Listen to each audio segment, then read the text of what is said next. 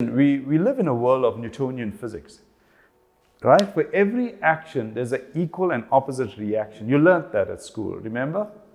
Okay? Is that true? It's so wired in us. For every action, there's an equal and opposite reaction. You're telling me it's categorically true. It's asked in matric maths and physics, right? And there's a couple of other Newtonian laws. For every action, there's an equal opposite reaction. You said it's categorically true. I'm going to say no. Because no one dealt with human emotion. When you do as your boss told you to do you get the equal and opposite reaction that you expected? No, he may say, this is the biggest load of rubbish you gave. And sometimes you hardly do, and you get praise, and you wonder, what the heck did I do? Newtonian physics did not take into account quantum physics. Newtonian physics assumes that you are working in absolutely scientific laboratory conditions. You are not. You have so many forces at play. You go home to try and impress the wife or the husband. That person's on another planet. They come up with an answer, a solution, or not even a solution, a problem bigger than your own. You went to make peace and forgive, as we say, and it blows up in your face. You agree?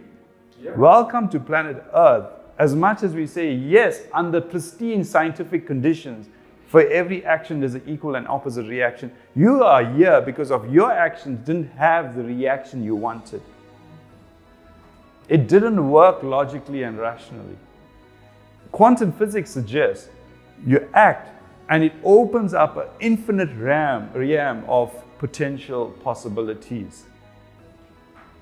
As much as you voted for someone to be in power, they gave you a completely different view of the world. As much as you logically and rationally figured your football team would win, they lost big time.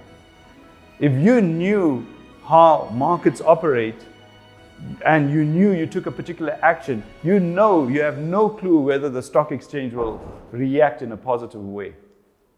If someone logically and rationally tells you cryptocurrency is the way to go, there's another person telling you cryptocurrency is not the way to go, and also offering a logical and rational reason why it's not the way to go. Recognize we live in a world that as much as you act, the response, I'll use the word response, can be absolutely infinite in nature. The harsh reality is because we are so wired by Newtonian physics of action, reaction, we assume a particular outcome and then we get devastated and end up victims because we don't get the outcome we want. We need to open up to the fact that we live in a world of absolute uncertainty. In fact, it raises in physics a concept called the Heisenberg uncertainty principle. You and I need to learn that no matter what you do, in fact, doing is beautiful because it opens up the infinite potential. And that's why we struggle with change, because we then become anxious that the outcome, the future, is unknown. As much as we have this COVID pandemic, we were supposed to, if you remember back in the day, most of us will forget it, that when it first hit the country around March, 3 weeks of lockdown was supposed to eradicate this illness. You saw these graphs where it was shown 3 weeks was what we needed, and then it was turned into 4 weeks. It turned into a 6-week lockdown. What did it do? We still lost people close to us. We are now talking of the fourth wave.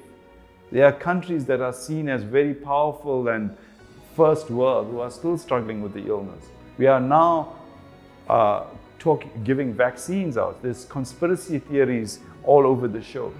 The response has been completely uncertain as to how it was meant to be, regardless of how human beings acted. Everyone's clueless, including us as doctors, as to how to treat the illness.